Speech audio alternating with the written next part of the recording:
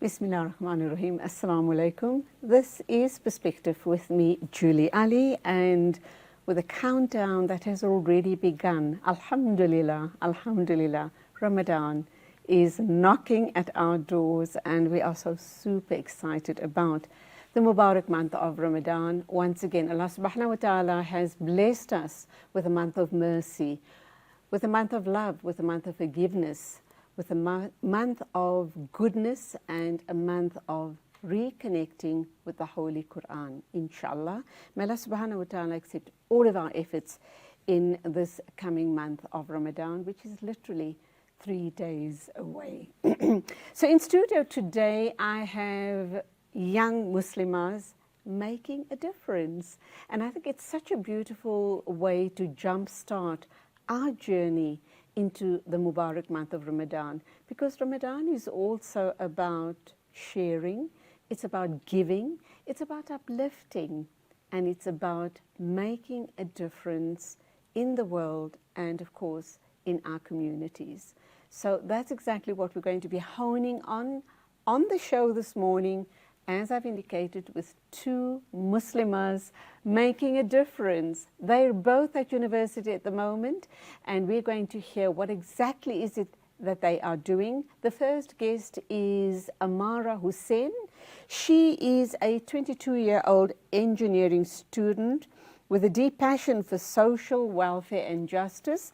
And then we also have Yasser Adam. He's also 22 years old. He's at Wits University, doing double majors in politics and international relations. But we're not going to talk international relations. We're not going to talk politics. We're going to be talking about upliftment in our communities, and thereby, alhamdulillah, getting the rewards from Allah subhanahu wa ta'ala for the good work that we do. Assalamu alaikum to both of you. Lovely to have you both in studio, and as I've indicated, Ramadan is literally around the corner, and we all want the mercy, we want the sawab of this Mubarak month of Ramadan by obviously Allah subhanahu wa ta'ala. And one of the ways we can do that, not only in the month of Ramadan, but throughout our daily interactions with people close to us, and even people not too close to us, people in the areas and in the communities that we socialize in. So let's start with you, Amara. You are at UJ. As I indicated, you are an engineering student, and you do have a deep passion for social welfare and justice. You've gone on and you've started up an initiative called Amana. Sounds very, very similar to your name, with different meanings or similar meanings. Why have you named the initiative Amana, and what is Amana all about? So Amana means a responsibility or something that Allah has entrusted you with, and I think this project feels like my little Amana. I think as heritage Muslims, it should be all of our responsibilities to create a safe space for revert Muslims. And that leads me to the purpose of Amana, which is to allow our revert community a valuable place, a welcoming environment within our social circles, within our community, and just really working beyond just giving da'wah and allowing a lot of people to come into the fold of Islam, but then solidifying their place within the community and giving them a sense of welcome and a sense of love, which is what Islam is about. Okay, and let's cross over to you, Yasser Adam. I understand that you guys met recently through your different initiatives, which seems to be similar in a way. Mm-hmm. You're at Wits University. Yes, I am. You actually grew up in Saudi Arabia, but you are a South African citizen. So let's talk about Wits University and why you decided to do what you're doing currently, mm-hmm. and what exactly is that? So I run pretty much on-campus classes, specifically for hadith. It started about last year, March, and the thought process that went into it was that we as Muslims generally, don't have enough of a connection with hadith, whether it's specific ahadith of the Prophet ﷺ, or with hadith as a field of study. And so I decided, why not enrich this even in the most basic of ways? So I approached the WITS MSA, I laid out a plan, they approved, and alhamdulillah, for running on a year now, that has been taking place. Why do you suppose that young people are not necessarily that involved in the study of hadith? They would automatically go to the Quran al-Kareem, but don't put as much emphasis on the hadith. Let's understand, and then also for perhaps our non-Muslim viewers this morning, let's give them a sense of what is hadith and why we bring it up this morning in the discussion. Okay, so starting off, hadith refers to the sayings, actions, and silent affirmations of the Prophet ﷺ. And it is as a corpus, it's a collection of those things. Now, as to why I think that our young Muslims don't interact with it as much is the Quran, you rely on it on your day-to-day basis. You read it in the Quran, you listen to it in the masjid, and so on and so forth. The hadith, I think, require more of a academic, not necessarily academic approach, but we don't cover it because it's not in our curriculums per se. So if we go to madrasa, yes, we'll study certain ahadith relating to certain things, but that's pretty much it. That's the end goal of why we study ahadith. We don't look at hadith as a way of getting to know our Prophet ﷺ, his mannerisms, his character, and so on and so forth. So it's a matter of knowing what you need to know, and that's the basics of it. So we need to know Quran because we need to recite it in our salah, that's it. Because of that importance of Quran in our salah, we then go towards the tahfidh classes. Okay, you have qaris in the masjid who need to perform taraweeh, need to go into imama, and so on and so forth. So that's the one aspect of it, I think. I'm kind of wondering, is one of the reasons not perhaps because when hadith is quoted, you are told that it's a weak hadith or it's not authentic, and is that perhaps not off-putting for people, when they want to refer to hadith, because they're not quite sure how genuine the hadith is that is being shared with them and to be shared with other people? I think this definitely does play a part, as well as we have, not to name anyone, but there tends to be a certain movement within the ummah that says, you know what, a hadith can be strong and they can be weak. We don't, therefore, leave it to the professionals. You as a layman have no business getting involved in this, which is ironic because part of the reason why we have Sahih al-Bukhari by Imam al-Bukhari is that he wanted to make hadith accessible. Not that you can take these hadith and now build legal rulings upon them, that we do say is for the professional, but that you can open Sahih al-Bukhari or Sahih Muslim and you can be content that whatever you are reading there is Sahih. That is a perfect gateway to it. So no, you are definitely right that the fact that we say that, okay, certain hadith are strong, certain are weak, leave it to the professionals, is a barrier, let's say. Amana, is your name, and you're running the initiative called Amana. It's a bit of a tongue twister, but be that as it may, why did you decide to go on this path? Alhamdulillah, you're a gorgeous young lady and you're busy studying, and I'm kind of wondering if there was a specific moment that made you realize, I need to go down this path, I have a role to play, and I need to be making a difference.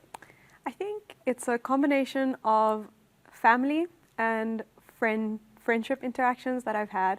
There were two instances where I had gone to mosque and there was a girl who had approached me and was not sure of what to do, and she came and said, I'm a new revert and I'm not sure, and being able to offer that assistance of saying, here's my number, please contact me, being a bigger sister. I think I love being a bigger sister. I love fulfilling any help that I can give people in that way. And in terms of a revert Muslim, that I feel there's a gap that needs to be filled there, where we don't give the support that is needed. We're very quick to, oh, you're a revert, fix your iman, fix your salah, why are you not in hijab? And we all go through those journeys ourselves as born Muslims, but we don't allow revert Muslims to go through that also. And I think the only way to go through that is to listen, is to understand, and to guide with love, as opposed to being critical and judgmental and harsh, because that's not what. And we're going to focus on all of that in a minute or two after our first ad break. We're going for an ad break now, but we are going to continue this very interesting discussion regarding support for revert Muslims and Muslimas.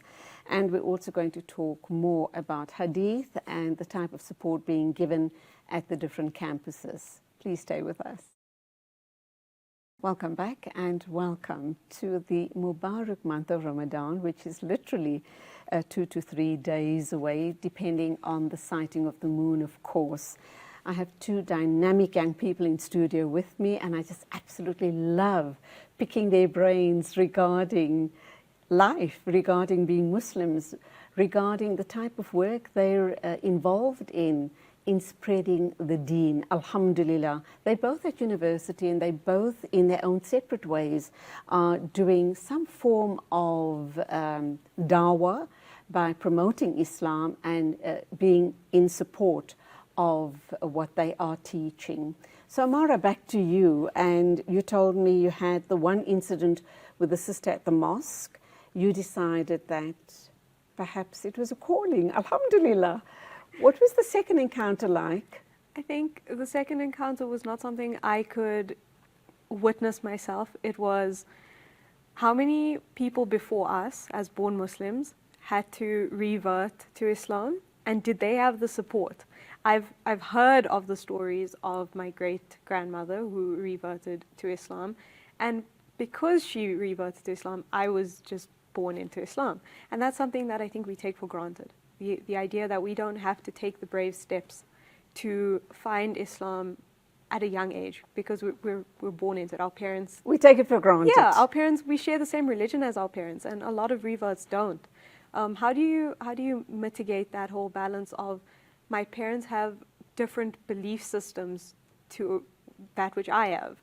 And so you're talking cultural belief systems. So someone might have been born into an African family, a Christian African family, and then happens upon Islam through their journey in life, embraces Islam, and those struggles for them are huge. Exactly. It's then now also, okay, I found Islam. Does the community accept me? There's racial injustices, racial imbalances. How do we integrate? As we were discussing earlier, there's such a big African community in South Africa of African Muslims, and we're so segregated still racially. We have like an Indian community and an African community, and that needs to be, we need to integrate. We need to come together, because how do we give the support to reverts now who are coming in with different cultural beliefs? How do we empathize? How do we find those struggles? How do we mitigate those problems if we don't understand what they are? And yet there are so many similarities between the African culture and our culture. Often when I engage with African people about their culture, I'm so amazed by the similarities. And then I think to myself, but we're one people. And yet there's, as you say, this divide. And I guess a lot of us will put the blame squarely on the apartheid regime. But it's up to us now, and you as young people, and you as the future leaders of the country, to close that gap and to, I guess, almost level the playing fields. Yasser, in your situation, you are a young Muslim, a male Muslim. You're at Wits University. You have started the support group. Was the intention initially to reach out to Indian Muslims who are not connecting enough or understanding the hadith and going to the hadith for guidance, and Did you happen to come across revert Muslims, and how different were those two scenarios? So starting off, I actually had no demographic in mind. It was more just get this out, get it out there. But then the longer the classes went on, the more I realized that yes, we had some Indian attendants, but most of the attendants, and it remains most of the attendants, are the black reverts who are there constantly, they're keeping schedule and actually take time out of their schedules devoutedly to actually come. And so I think that the black community, whether they are reverts or Muslims, are an unexploited resource, because remember, we as the Indian Muslim community, we form a minority, and we don't even take into account, like you said, all these other populations in South Africa that might have come to Islam. And we often refer to Bilal bin Rabah radiallahu anh. But it's sad because he's pretty much become a tokenism of the Mu'adhin and the black Muslim. We forget his role in spreading Islam, whether it was through his da'wah or whether it was through jihad. And we need to focus more on integrating the Indian community with the black community, because only then can we have a unified front. And to be honest, as it is now, hearing things from the black community, they don't feel particularly welcome. Or particularly part of the whole, Yes. the whole Muslim Ummah, as we keep referring to. Yes. What is your role then? And are you finding that you're having more African male reverts coming to you for the classes, or do the female reverts outnumber them? To be honest, I think there's an equal amount of female reverts compared to the male in the African demographic. I don't know exactly. I offer the classes to the women, but I don't necessarily see them face to face. We have a musalla, it's divided. Alhamdulillah. And we keep it that way. So I'm not sure about the exact demographics, but definitely the black community has been more in support and more participatory in the initiative. Do you find that perhaps the Indian Muslims and the Malay Muslims, because we have a huge population of Malay Muslims, though obviously we know that they are concentrated in the Western Cape, but do you find that they'd also gravitate towards these classes or not?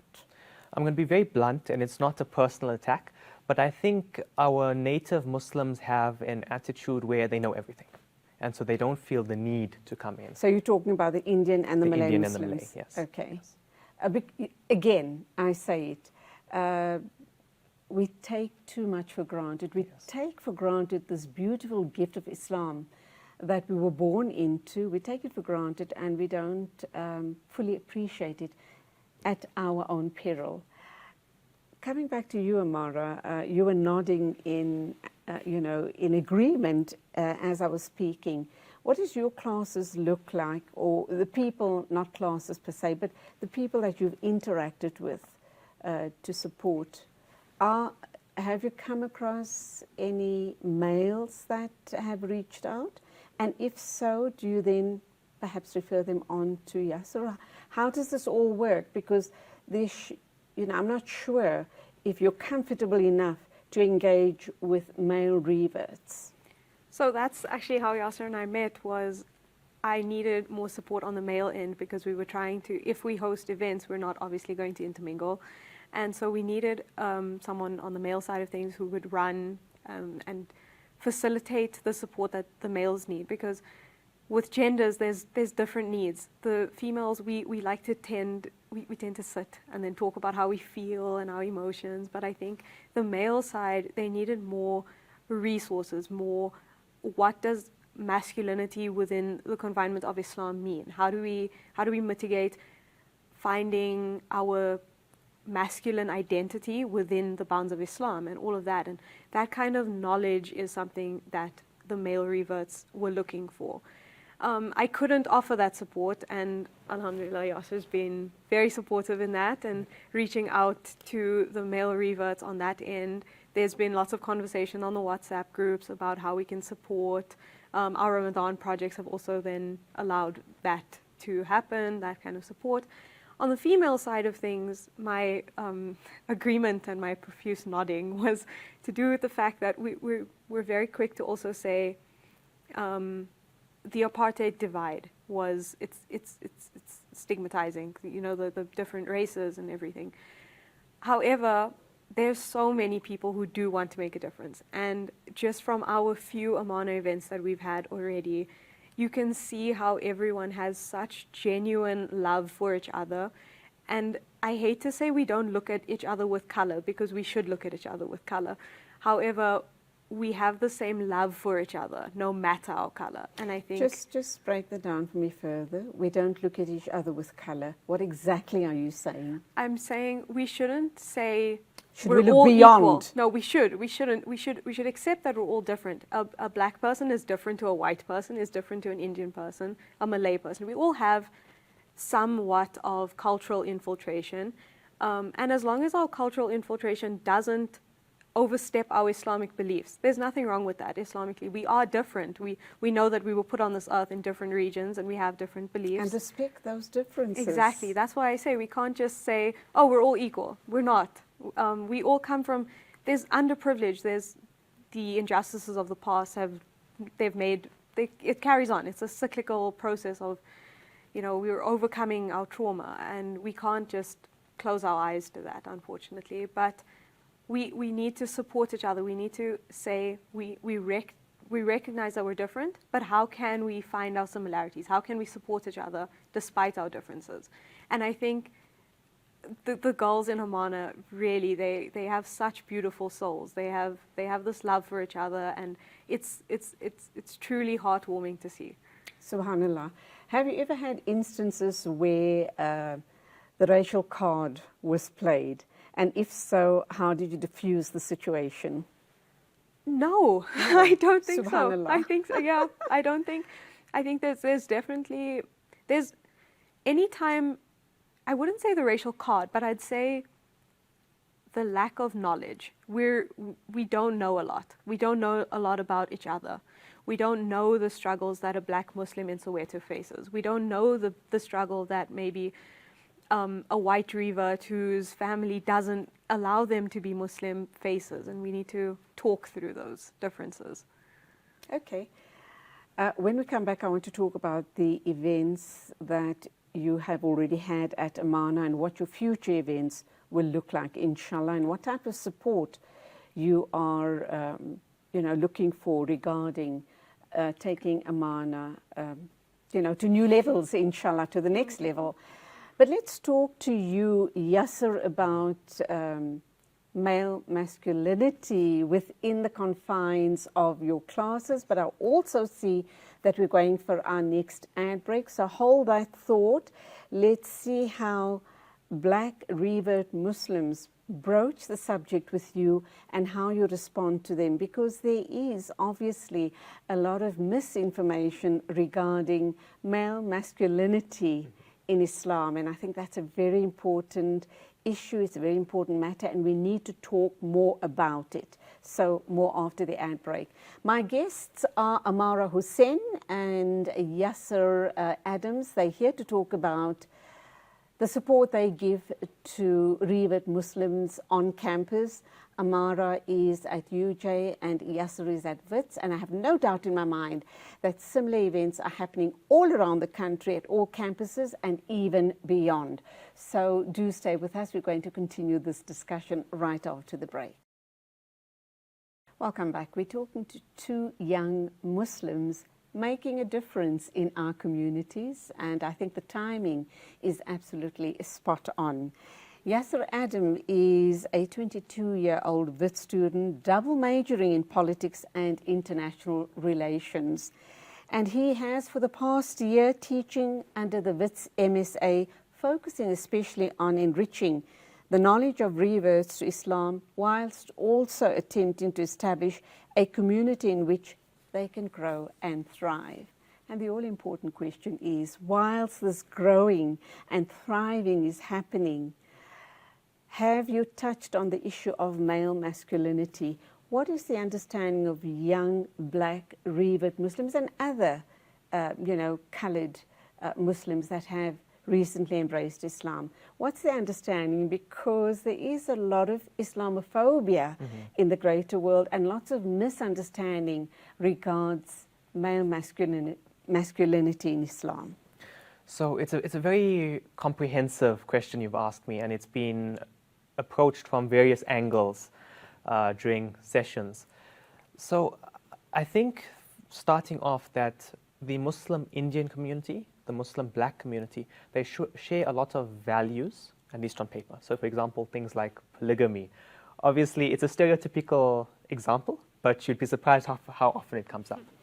So that's one issue. But then, and I'd say that And you give them the understanding under which conditions polygamy or polygyny is allowed. And I mean, those conditions are very, very strict. And if you can't meet with those conditions, then you are actually, you're not following the prescriptions of Islam. Yes, you're trespassing the bounds. That has come up, and in more or less, it's dealt very lightheartedly, but in also a serious manner. And the students come to know that, you know what, this is a serious matter. We'd like to all joke, oh, we'll have 2-3 wives, but how many of us will actually achieve that and manage that? That is, you know what, leave it for the future. And male masculinity is not about the number of wives you're allowed to take in Islam or you're allowed in Islam. There's more to it than that. It's your interactions, it's the way you treat people, it's the empowerment you allow to your wives and your daughters, and a whole lot more. Yes. What else have you shared with him regarding that? So branching off from that point, I think the greatest danger to masculinity, whether it's Muslim or non-Muslim masculinity these days, is I think they refer to it as the red pill movement. Generally, these ideas espoused by people like Andrew Tate, that, okay, you're the man of the house, the woman should not leave, she's under your guard, you're under your rails, chained up, and these different ideas. And it's unfortunate because Muslims have become very infatuated with this personality. And when I sit with some of them and I ask, like, okay, what do you like about Andrew Tate? He's like, oh no, he's a man, he's standing for his rights. And you ask them, okay, but what rights are that? Is it the rights of pumping out women, swearing, vulgarity? Is this what it means to be a man? And in reality, the Prophet ﷺ, he said, لَيْسَ الْمُؤْمِنُ بِالطَّعَانِ وَلَا اللَّعَانِ. In a long hadith, he says, the Muslim is not vulgar, he's not a backbiter. Beyond that, the characteristic of modesty is highly prioritized in Islam, especially for men. And in a hadith, the Prophet ﷺ was described as being more modest than a virgin. So which man nowadays will accept being described as being more modest than a virgin? But it's a problem we have. And when we have public celebrities, these so-called influencers, who say, oh no, to be macho, you need to be buff and you need to be shirtless all the time. Toxic masculinity. Exactly. And it's a discussion of, okay, what is toxic masculinity? What is masculinity? And unfortunately, these ideas have become too intertwined and too extreme on both sides of the spectrum. So we do delve into these topics, and we hope that over a long term, we can begin setting the narrative straight. And a lot of it has to do with personalities as well, depending on the personality of the person. Though we do know that with time, if you do want to make positive changes in your life, if you work at it, it can, it can happen. You can be a better version of yourself, alhamdulillah. Coming to you, Amara, I'm sure the sisters that engage with you bring up the subject as well. The males are referred to Yasser. But how do you then set that narrative straight regarding those questions? And I'm sure those are the key questions that come up from time to time. I think a discussion point that is one of my favorites is finding our Islamic femininity. We're so consumed by this idea that to be an empowered woman, you have to work a 9-to-5 and you have to be an engineer or a doctor or a pharmacist, and that's great. But is that what empowers you as a woman? As a Muslim woman, we're allowed to succeed in our careers, and we're allowed to find our footing in our careers. But what is being a woman to us as women? As Muslim women, we have these incredible role models like Maryam alayhi salam and Khadija radiallahu anha, and we don't know enough about our women in Islam. We need to learn about them. These are our role models, not someone who's working a 9-to-5 and is coming home late and doesn't have time to be a wife or doesn't have time to be a mother. And those are our core Islamic roles as a woman that we've lost because we're so consumed by this Western ideal of feminism. And I'm not here to say that Muslim women are oppressed. Muslim women are not impressed. Wearing our hijab is a form of empowerment. It's Allah saying, you're so beautiful that I want to protect you. There's so much honor in that. That's not oppression, and that is something that needs to be discussed, because it's a misconception that takes a lot of females away from Islam, or doesn't welcome new reverts because of that misconception. And I think that's something that does need to be corrected. And as you so rightly say, I think when we talk about the Muslim woman, it's not your title as a doctor, lawyer, engineer, whatever it is, that's going to earn you the respect of your peers, your family, your children. I think what's going to earn you the respect is the love and the respect, and how you embrace your family.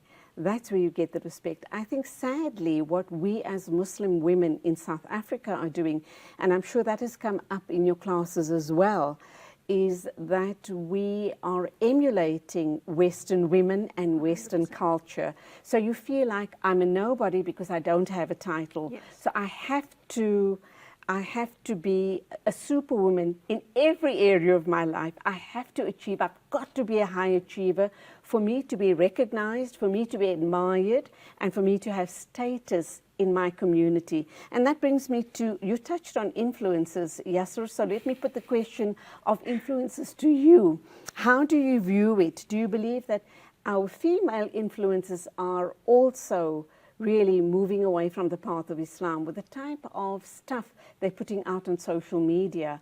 And then the younger women, younger Muslimas, trying to emulate them. I personally love making TikTok videos. And I've always said that I don't do it for followers. I do it because I have a passion for telling stories. And probably a very important message within those videos is going out. Here and there. I think some of them are lighthearted, some of them are relatable and funny, but the message of my whole following and anything that I do is always that at the core of everything, you're a Muslim first. What you're putting out there is representative of not only you, your family, your community, but Islam. And that's the most important thing. Be it, I've recently gone into hijab, and I've really enjoyed telling that story because I think that that's a gap that we need to offer our Muslim girls support in a loving way, because it's such a difficult thing to reach. It's difficult to go into hijab, and we need to empathize and give that support rather than be critical or be judgmental. And don't look at her as an oppressed girl or woman. Yes, look at her she's so oppressed. brave. She's showing her identity outrightly. And I think just those sort of struggles is something that I've enjoyed sharing, because I think the best way to allow someone to understand that they're seen is to share that, you know, maybe you went through something similar, not to idealize people. And the whole influencer thing, that's exactly the problem. We can't look at an influencer and hold them to a higher moral standard, because they are just human. We're all human, we're all imperfect. However, when we're putting out stuff, we are looked at with under a microscope, and you need to take that with honor. You need to then realize that you can't really sell your ethics, you can't sell your soul to something to get more followers. You know, that it's poor on our side. The trade-off comes at a price. 100%. Comes at a price. 100%. How do you view that as a male Muslim? Exactly what Amara has said. This, you know, being a superwoman, trying to prove to the world that you are worthy because you've managed to study towards 3 degrees, you're married, you've got children, or perhaps you're not married, and then you still have to perhaps prove yourself and do stuff to attract the necessary attention that you crave. You want to be bigger, better, or as famous as anybody else. How do you view that? And do those conversations come up as far as the revert Muslim men are concerned? So I agree pretty much with everything she said. I think there's too much of an emphasis on career in what makes a woman's worth, and not focusing on the fact that as let's say a stay-at-home mother, you are influencing and creating and shaping the next generation. So very often we mention all these imams, all these scholars, and very often they're men. But for example, we forget the fact that Imam al-Bukhari only became Imam al-Bukhari because of his mother's dua. And Imam Ahmad's father passed away. It was his mother who used to take him to the masjid in the morning for his hadith classes. So we mustn't forget that these great legacies that we have are the product of women. And not only in nurturing, but also in scholarship. And look at Aisha radiallahu anha. If not for Aisha, we would not know most of the Prophet ﷺ's personal life, his private personal life. Okay, we've got to go for our next break, but just to summarize what both of you said regarding a woman's role in Islam, is because we want to be high achievers, it sometimes comes at quite a cost, because we neglect our children, and then we might have a generation of lost children that are completely off the path of Islam. But all of that we will be looking at in detail in our last segment, and we're also going to talk a little bit about Ramadan, inshallah. So do stay with us. Welcome back. As I was saying, she's a 22-year-old engineering student with a deep passion for social welfare and justice, and this belief led her to establish an initiative called Amana. Back to you. Talk to us about Amana and the events you've had up to now and your future vision of Amana. So Amana started in December last year. We had an initial meet and greet where there were about 20 females. The support was at the time shocking, because I thought, okay, we're going to have like 5 little girls from campus and we're just going to start. And then there were 20 people. And you had it at campus? We didn't. We had it at a park. Okay. So we choose a park at the time, and then we go to the park and set up there. So that was our meet and greet. We touched on the sense of identity. We were very focused on, I had my grandmother who's a psychiatrist, and she does a lot of lectures, and she loves talking about our names and how our names play a big role in our identity. And we thought, we were discussing how when a revert changes, like takes their shahada, often they'll adopt a Muslim name. And does that, do you lose your sense of identity? How does that whole, that nuance, those nuances were discussed in that meeting. And I think that was the establishment of Amana after that meet and greet. Thereafter, we had a Beads of Barakah event, which was, we all gathered and we made bracelets. Was it the same 20 women who attended, or did you have new people coming? We had so much growth in that time. My heart was overwhelmed with joy to see so many new faces and so much support from our community.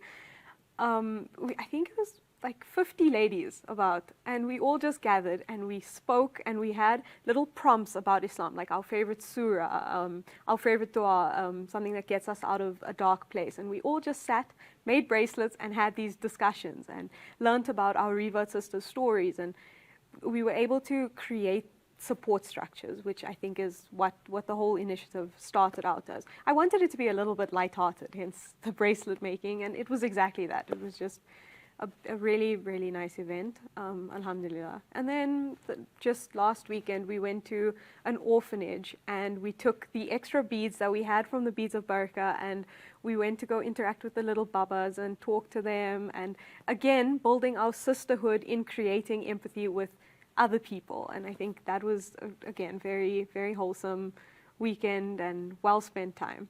Subhanallah. Ramadan is a few days away. I've been talking about it throughout the show, alhamdulillah. And we say shukr that Allah has blessed us with good health and to be with our families up to now. Do you have anything special planned for Ramadan? We do. Yash has been helping. We have 3 projects planned for Ramadan. The one is a date donation. The date donation is we're asking people if they can give us dates so that we may package it in 30 date packs, so that a lot of revert brothers and sisters practice in secret. Their families don't know that they're Muslim yet, and you know that's something you have to go with trepidation, and you can't impose your belief. So we want to make it easier for them to break their fasts in a more secretive way, and so we're packing date packages and handing those out to the reverts that we've interacted with and we know of that are in need. That's the one project. The second project is the buddy system. Yasser's taken on the male side of the buddy system, and I'm trying to lead the female side, where we allow a revert brother or sister to partner with someone in our born heritage Muslim community, or even amongst themselves, just offering each other the support. So we have a group where everyone talks, introduces themselves, and when they find a match, they partner up, and it allows them to go to Taraweeh together or break their fasts together, and just creating more intimate relationships within the Amana space. And then the last one is Yasser's been helping with Ramadan classes. I think he'll tell you about those. So over to you, Yasser. As I've said, Ramadan is a few days away. What are the plans, and have you been working long and hard on them? Alhamdulillah, we had about a week ago now, might be 2 weeks when this is released, but we started off with the Ramadan classes. So it's nothing too hectic. It's more to introduce the reverts into what Ramadan is, the virtues, the do and don'ts of fasting. And then it's more of a school to build character, because Ramadan is a time where we improve on ourselves and also our environment. We need to be establishing our ties of kinship. We need to be essentially developing ourselves into better people. So alhamdulillah, that has started. It will continue until the end of Ramadan, inshallah. Any plans for Eid, Amara? Not at this stage. I think it would be nice, perhaps within our buddy system, if a revert brother or sister doesn't have a family to go to during Eid, which is such a family-orientated event, perhaps the buddy system will allow that to facilitate a gentler transition into Eid and celebrations on that day. Apart from that, no big event has been planned yet for Eid. You've mentioned 3 very interesting events that you had planned. I'm thinking, obviously, you do have a long-term plan. So post-Ramadan and Eid, what are the other great initiatives to bring these Muslims together? And do you find that at all the subsequent events that you've had, you had 20 people at the first event, did they join you on the second and third events, and are those numbers growing? I think we're definitely growing. Slow and steady wins the race, but it's been the opposite of that. It's been an eruption of support, and I think the worry with a quick burst of support is that it fizzles out. Alhamdulillah, the ladies who came to the first event were all at the second event, and I think of it as friendships being built. I've made so many friends through this journey, and the support that they offer through this is only possible because of that. It's got nothing to do with 1 or 2 of us. It's a community. It's them. So that's definitely the one thing, is that we need the continual support. We don't want to, after Ramadan, just forget about it. Just like our character, we shouldn't switch off our piousness after Ramadan. We need to carry through with that, and that's true with Amana also. We have the intention is to have an event, be it big or small, once a month, just to keep that consistency and to allow our revert sisters to know that they have a space to turn to. With that being said, often attendance is difficult. Finances don't always permit, and those sort of stuff, it's a gap. So we are trying to host more online talks where we have psychologists or psychiatrists or life coaches come in and talk about the intricacies of reverting, changing your faith, finding your identity, all of those prominent issues that we see constantly coming through within the revert community. So obviously you do have a WhatsApp group. People wanting to join your community, how do they get in touch with you, or how do they connect with you so that they can become a part of this community? I think the easiest way to do this in the time that we live in is social media. So we use our Instagram page predominantly to create awareness. Our Instagram handle is Amana__SA. Alongside Instagram, on Instagram is our community link on WhatsApp. And I like the WhatsApp community because I feel it's more intimate than a big Instagram page, where the Instagram page is good for putting out announcements and creating awareness. The WhatsApp group's more intimate. We can converse and find that. You mentioned something there, and I would like to just give you my thoughts on it. You indicated that because of transport difficulties, when you're wanting to get together with the group, It's also about affordability.